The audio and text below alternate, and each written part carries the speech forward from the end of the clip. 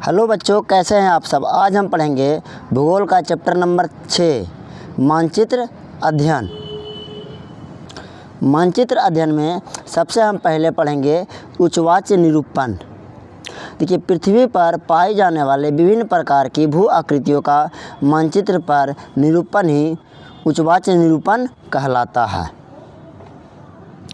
मानचित्र की वह विधि जिसके द्वारा धरातल पर पाए जाने वाले त्रिविमीय आकृतियों का समतल प्रदर्शन किया जाता है, उसे उच्चवाच्य निरूपण कहा जाता है। अब हम लोग देखेंगे उच्चवाच्य प्रदर्शन करने की विधियाँ। तो पहला है हेस्यूर विधि।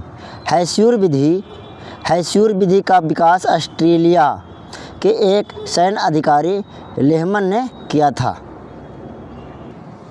हेस्यूर विधि में छोटे महीन एवं खंडित रेखाएं खींची जाती है। ये रेखाएं ढाल की दिशा अथवा जल बहने की दिशा में खींची जाती है।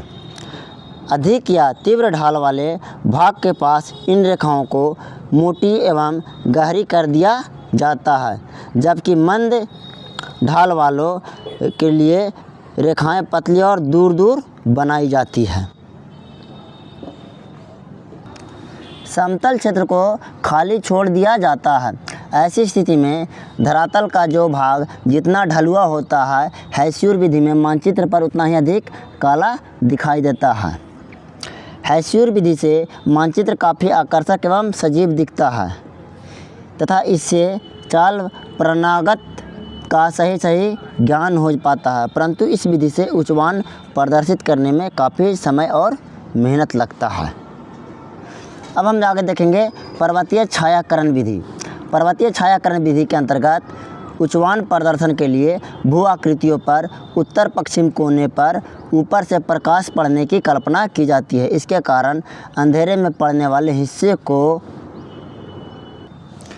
अधिक ढाल को गहरी आभा से भर देते हैं, जबकि प्रकाश वाले हिस्से या कम ढाल वाले हल्की आभा से भर देते हैं या फिर खाली छोड़ सकते हैं। इस विधि से ढाल की मात्रा का सही ज्ञान नहीं हो पाता है, लेकिन पर्वतीय देश के उच्चवाच्य को प्रभावशाली ढंग से दिखाया जाता है। अब देखते हैं तल चिन्ह। वास्तविक सर्वेक्षण के द्वारा भवनों, पुलों, खंभों, पत्थरों जैसे अस्थायी वस्तुओं पर समुद्र तल से मापी गई ऊंचाई को प्रदर्शित करने वाले चिन्ह को तल चिन्ह कहा जाता है। ठीक है, किसको?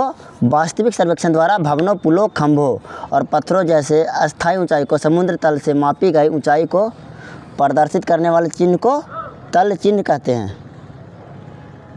अब देखते हैं अस्थायी ऊंचाई। तल चिन्ह की सहायता से किसी स्थान विशेष की मापी गई ऊंचाई स्थानिक ऊंचाई कहा जाता है। अब देखिए त्रिकोणमितीय स्टेशन। त्रिकोणमितीय स्टेशन का संबंध उन बिंदुओं से है जिनका उपयोग त्रिभुज विधि द्वारा सर्वेक्षण करते समय स्टेशन के रूप में हुआ था। मानचित्र पर त्रिभुज बना करके उसके बगल में धरातल की समुद्र तल से ऊंचाई लिख दी जाती है। अब अगला विधि है स्तर रंजन। ये रंगीन मानचित्र में रंगों के विभिन्न आभाओं द्वारा उच्चवाच्य प्रदर्शन। देखिए, स्तर रंजन क्या है? तो रंगीन मानचित्र में रंगों के विभिन्न आभाओं द्वारा उच्चवाच्य प्रदर्शन का एक मानक निश्चित किया गया है। एटलस एवं दीवार मानचित्र में इस विधि का उपयोग आपने अवश्य ही देखा होगा। ऊंचाई में वृद्धि के अनुसार रंग की आभाएं हल्की होती जाती है। देखिएगा, जो समुद्र का जो गहराई है बहुत नीला होता है, फिर उसके बाद जैसे जैसे समुद्र का गहराई कमती जाता है वो हल्का रंग उजला टाइप का होते जाता है धीरे धीरे, और फिर जो मैदानी भाग है वो हरे रंग का हो जाता है और पर्वतीय भाग बादामी रंग का। देखिए, समुद्र या जलीय भाग को नीला रंग से दिखाया जाता है और मैदान को हरा रंग तथा पर्वत को बादामी हरा रंग से दिखाया जाता है और बर्फीले क्षेत्र को सफ़ेद रंग से दिखाया जाता है। इसको हम लोग अभी नक्शे के हिसाब से समझते हैं, मैप के अनुसार। देखिए, समुद्री भाग नीला है ना, और उसके बाद आपका समुद्री भाग तो नीला हो गया यहाँ। उसके बाद आपका रह गया दूसरा और भाग देखिए धीरे धीरे जहाँ का समुद्र का गहराई घट रहा है तो वहाँ पर देखिए हल्का सफ़ेद टाइप का है ना, तो ऊंचाई कम है। अब देखिए जो मैदानी भाग है सो ग्रीन रंग का है, फिर देखिए पहाड़ी भाग है तो बादामी रंग का है। उसके बाद जहाँ जहाँ बर्फ़ है वहाँ देखिए हल्का हल्का उजला उजला है। कोई दिक्कत नहीं होना चाहिए आप लोग को इसमें। अब हम लोग देखते हैं समुच्च रेखाएं। भूतल पर समुद्र जल तल से एक समान ऊंचाई वाले बिंदु को मिलाकर मानचित्र पर खींचे जाने वाली काल्पनिक रेखा को समुच्च रेखा कहा जाता है। ठीक, मानचित्र पर समुच्च रेखाएं को बादामी रंग से दिखाया जाता है। विभिन्न प्रकार के उच्चवाच को प्रदर्शित करने के लिए समुच्च रेखाओं के खींचे या बनाए जाने का प्रारूप अलग अलग होता है। एक समान ढाल को दिखाई देने के लिए समुच्च रेखाओं को सामान्य दूरी पर खींचा जाता है। अब देखिए खड़ी ढाल को दिखाने के लिए समुच्च रेखाएं पास पास बनाई जाती है, जबकि मंद यानी कि हल्का कम ढाल को दिखाने के लिए इन रेखाओं को दूर दूर बनाया जाता है। जब किसी मानचित्र में ऊंचाई अधिक हो तो समुच्च रेखाएं पास पास तथा ऊंचाई की समुच्च रेखाएं दूर दूर होती है कम ऊंचाई की। तब यह समझना चाहिए कि इन समुच्च रेखाओं का समूह अवतल ढाल का प्रदर्शन कर रहे हैं। अब इसके विपरीत स्थिति में उत्तल ढाल का प्रतिनिधित्व करती है समुच्च रेखाएं। अब देखिए पर्वत स्थल।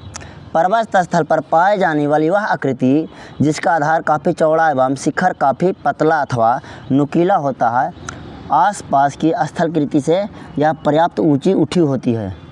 इसका स्वरूप शंक्वाकार या शंकुनुमा होता है। ज्वालामुखी से निर्मित पहाड़ी शंकु आकृति की या शंक्वाकार होती है।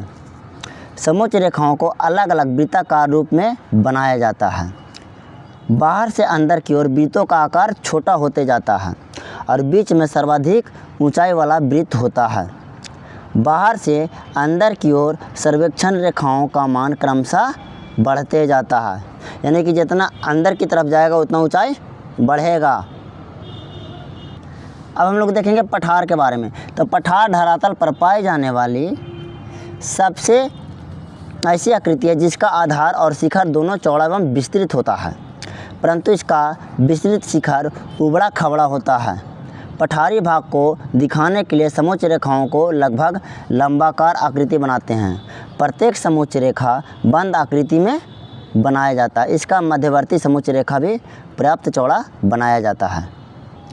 अब हम लोग देखेंगे जलप्रपात। जब किसी नदी का जल अपनी घाटी से गुजरने के दौरान ऊपर से नीचे की ओर तीव्र गति से ढाल पर अकस्मात या अचानक गिरता है तो इसे जलप्रपात कहा जाता है।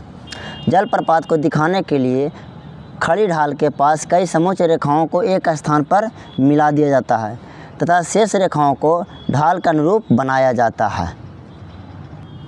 भी आकार की घाटी। इस प्रकार की घाटी का निर्माण नदी द्वारा किया जाता है।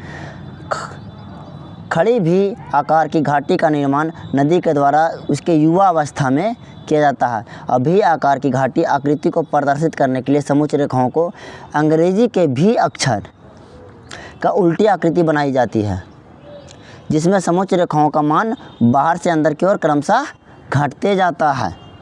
अब देखिए सवाल है, उच्चवाच प्रदर्शन करने के लिए हैसुर विधि का विकास किसने किया था? तो देखिए एक सेना का अफसर था ऑस्ट्रेलिया का लेहमान ने। पर्वतीय छायाकरण विधि में भू आकृति पर किस दिशा से प्रकाश पड़ने से प्रकाश की कल्पना की जाती है? तो उत्तर पश्चिम। छोटी महीन एवं खंडित रेखाओं को ढाल की दिशा में खींचकर उच्चवाच की प्रदर्शन विधि को क्या कहा जाता है? तो पर्वतीय छायाकरण। तल चिन्ह की सहायता से किसी स्थान विशेष पर मापी गई ऊंचाई को क्या कहा जाता है? तो स्थानिक ऊंचाई। स्तन रंजन विधि के अंतर्गत मानचित्रों के में नीले रंग, जीले हो गए यहाँ पर नीले होगा, नीले रंग किस भाग में दिखाया जाता है? आपको भी पता है कि जल को नीला भाग से दिखाया जाता है। अब हम लोग देखेंगे लघु उत्तरीय प्रश्न। देखिए हैसुर विधि तथा पर्वतीय छायाकार विधि में अंतर स्पष्ट कीजिए। हैसुर विधि मानचित्र में छोटी महीन एवं खंडित रेखाएं खींची जाती है। ये रेखाएं ढाल की दिशा अथवा जल बहने की दिशा में खींची जाती है, जबकि पर्वतीय छायाकार विधि के अंतर्गत उच्चवाच प्रदर्शन के लिए भू आकृतियों पर उत्तर पश्चिम कोने के ऊपर से प्रकाश पड़ने की कल्पना की जाती है। अब आपका अगला सवाल है, तल चिन्ह और स्थानिक ऊंचाई में क्या अंतर है। तो देखिए, तल चिन्ह वास्तविक सर्वेक्षण द्वारा भवनों, पुलों, खंभों, पत्थरों जैसे अस्थायी वस्तुओं पर समुद्र तल से मापी गई ऊंचाई प्रदर्शित करने के लिए जो चिन्ह का उपयोग किया जाता है उसको तल चिन्ह कहा जाता है। जबकि स्थानिक ऊंचाई तल चिन्ह की सहायता से किसी स्थान विशेष की मापी गई ऊंचाई को स्थानिक ऊंचाई कहा जाता है। अब आपका अगला सवाल है, समोच्च रेखा से आप क्या समझते हैं। 2012 में भी पूछा गया, 2015 में भी। भूतल पर समुद्र जल तल से एक समान ऊंचाई वाले बिंदुओं को मिलाकर मानचित्र पर खींचे जाने वाली काल्पनिक रेखा को समोच्च रेखा कहते हैं। अब आपका अगला सवाल है, स्तर रंजन क्या है।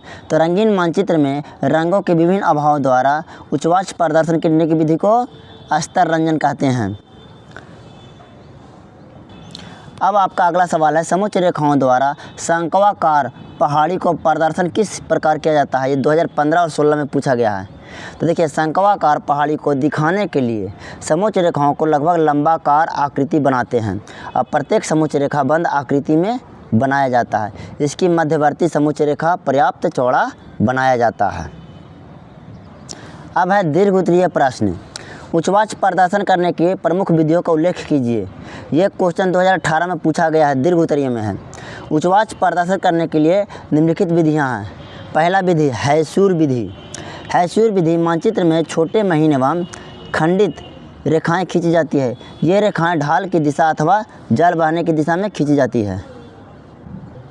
दूसरा विधि है पर्वतीय छायाकरण। पर्वतीय छायाकरण विधि के अंतर्गत उच्चवाच प्रदर्शन के लिए भू आकृतियों पर उत्तर पश्चिम कोने के ऊपर प्रकाश पड़ने की कल्पना की जाती है। ठीक। अब तीसरा विधि है तल चिन्ह विधि। इसको थोड़ा सा हाईलाइट कर देते हैं यहाँ पर। वास्तविक सर्वेक्षण के द्वारा भवनों, पुलों, खंभों, पत्थरों जैसे अस्थायी वस्तुओं पर समुद्र तल से मापी गई ऊंचाई को प्रदर्शित करने वाले चिन्ह को तल चिन्ह कहा जाता है। देखिएगा, स्टेशन पर लिखा होगा कि समुद्र तल से इतना ऊंचाई है, हर स्टेशन पर लिखा रहता है। अब देखिए, चौथा नंबर में स्थानिक ऊंचाई। तल चिन्ह की सहायता से किसी स्थान विशेष की मापी गई ऊंचाई को स्थानिक ऊंचाई कहा जाता है।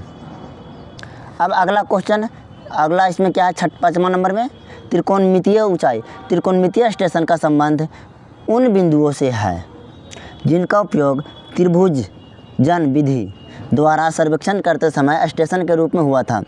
मानचित्र पर त्रिभुज बनाकर उसके बगल में धरातल की समुद्र तल से ऊंचाई लिख दी जाती है। अब अगला विधि है स्तर रंजन विधि। तो देखिए, रंगीन मानचित्र में रंगों को विभिन्न अभावों तथा उच्चवाच प्रदर्शन के लिए एक मानक निश्चित किया गया है। एटलस एवं दीवार मानचित्रों में इस विधि का उपयोग आपने अवश्य देखा होगा। ऊंचाई में वृद्धि के अनुसार रंगों की आभाएं हल्की होती जाती है। जितना गहराई रहेगा उतना ज़्यादा गाढ़ा रंग रहेगा और जितना ऊंचाई बढ़ेगा उतना ज़्यादा रंग हल्का होगा। अब अगला है समुच्च विधि। भूतल पर समुद्र जल तल से एक समान ऊंचाई वाले बिंदु को मिलाकर मानचित्र खींचे जाने वाली काल्पनिक रेखा को क्या कहते हैं, समुच्च रेखा कहते हैं। अब आपका अगला सवाल है, समुच्च रेखा क्या है। अब इसके द्वारा विभिन्न प्रकार के ढालों का प्रदर्शन किस प्रकार किया जाता है। 2018 में क्वेश्चन पूछा गया है। भूतल पर समुद्र जल तल से एक समान ऊंचाई वाले बिंदुओं को मिलाकर मानचित्र पर खींचे जाने वाली काल्पनिक रेखा समुच्च रेखा कहलाती है। समुच्च रेखा द्वारा विभिन्न प्रकार के ढालों का प्रदर्शन निम्नलिखित प्रकार किया जाता है। मानचित्र पर समुच्च रेखाएं को बादामी रंग से दिखाया जाता है। विभिन्न प्रकार के उच्चवाच को प्रदर्शित करने के लिए समुच्च रेखाओं को खींचने एवं बनाने का प्रारूप अलग अलग होता है।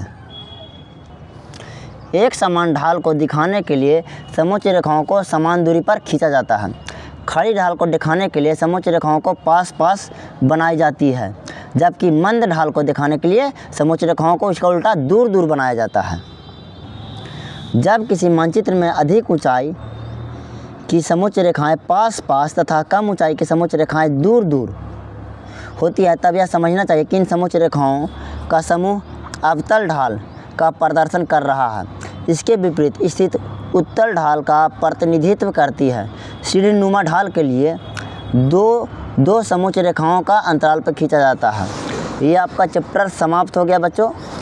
अब आप आगे पढ़ाएंगे आप लोगों को इकोनॉमिक्स, या फिर हम पढ़ाएंगे आगे आपको इसका सेकंड खंड आपदा प्रबंधन। जो भी देख रहे हैं वीडियो को लाइक और सब्सक्राइब कीजिए चैनल को, ताकि हमें मोटिवेशन मिल सके। आप लोगों के लिए PDF तैयार कर रहे हैं, आप लोगों को कुछ समय के बाद आप लोगों को PDF भी उपलब्ध करा दिया जाएगा।